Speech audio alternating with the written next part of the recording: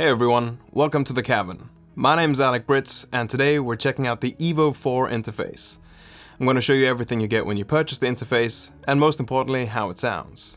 Full disclosure, Evo have sent this interface over to me, but that will not affect the review in any way. Thanks as always to Studio Care for letting these videos be a possibility. Let's jump right in.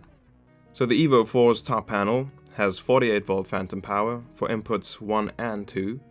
Then down here we have our auto gain function. You select the channel you'd like to apply auto gain to, press auto gain 1, and then it will start to listen immediately. If you don't want to use auto gain, you simply select the channel you'd want to change the gain on and use the central knob over here to change the gain. On the other side, we have our mix, pan, and loop back features. I'll show you a bit more of that when we go through the software of the unit. And then over here, we have our volume control. Selecting this will turn the speaker volume up and down as well as the headphone volume. Let's look at the back of the unit here. So we have XLR inputs 1 and 2, then we have speaker outputs left and right, and you connect the unit by USB. This unit does not require any external power, which is great. On the front of the unit, we have our instrument input and our headphone outputs. On the software side of things, the first thing I want to talk about is the Evo Control.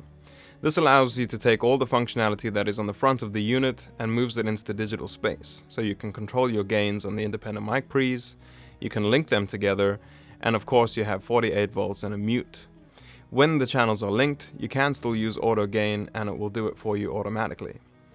On the monitoring side of things, if you are recording at a higher sample buffer size, then you can blend between the sound coming into the interface versus what's coming out of the DAW. Must be said that I was recording at a 64 samples buffer and had no issues with latency at all. On the monitoring side of things, as you turn the volume up and down, it will show up on the unit in real time. And the last button is a mute. The next thing I want to chat to you about is the Evo Loop-Back mixer. This is really what sets this interface apart from any other interface. It allows you to not only record the microphones coming into the interface, but also the sound that is coming out of your system in general.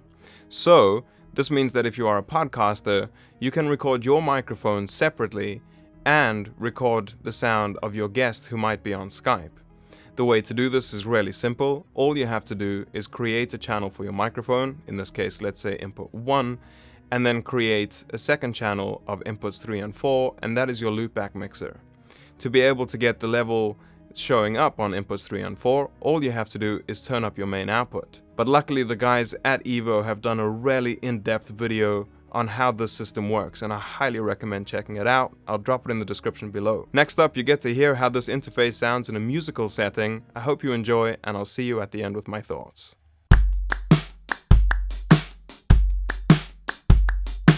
Thinking about growing up with baggy clothes and bad skin. Cautious and curious, but never quite fit in there. First love, first fist fight happened on the same day at church.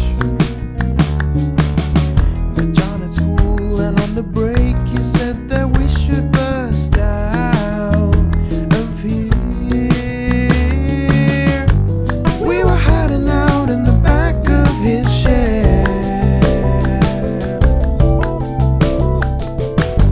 smoking cigarettes from the corner cafe. Tried to be cool, but we lost all hope instead. Afflicted is the heart of the adolescent kid.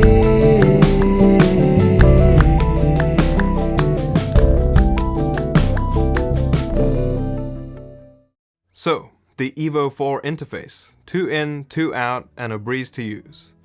We live in an interesting time where you don't have to break the bank to get high quality stuff anymore. And when I pulled the Evo 4 out of the box for the first time, hooked it up to my computer, downloaded the software, uploaded the firmware, and I was good to go. Because of how everything's labeled on the box, there wasn't really a learning curve at all. Except for the auto gain feature. Now, when this box was announced, I saw the auto gain thing and I was like, alright, but I also know how to turn things up and down. I don't need a box to tell me how to do that, you know. And then I tried it. And I'll be honest with you, I'm eating a bit of humble pie. Let me explain. In these videos, I have my microphone above me, which when I'm presenting to you guys means my back is to all of the gear. So I can't see the meters, and usually I'll have to do 3 or 4 takes to make sure I've absolutely nailed the gain. Today, while I was setting up, I just hit the auto gain feature when I was practicing the intro of the video, and the gain was set and I could just get going. I use it on lead vocals and drum overheads too, and it works like a charm. Let's talk about the sonic of the box. The mic pre's are clean, consistent, and quiet. So when I was using a Beta 58 and doing the BV stacks, there was no noise issues. When I was recording guitar and bass, usually DIs can get a bit noisy, but this was not the case here. The DI itself sounds really good. Of course, if you were to use something like a radial DI box, you might get a bit more extended bottom end, but that's, you know, the box is worth twice of what this box is. So again, quality versus price, the Evo is really up there. The next thing I want to talk about is the D to A conversion. So hooking this up to my speakers in here, the imaging was really solid. It wasn't flattering, it wasn't super extended, but again, for a USB bus powered device, I'm kind of happy with what it does. The headphone amplifier is loud enough to drive my Neumann NDH 20s without breaking a sweat, so no issues there.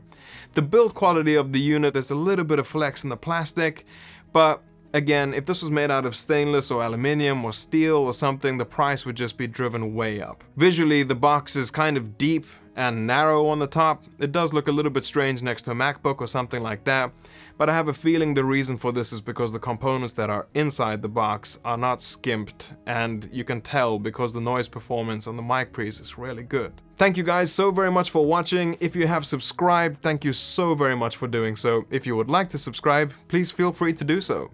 Most importantly, I hope you're all looking after yourselves and you're being kind. See you soon.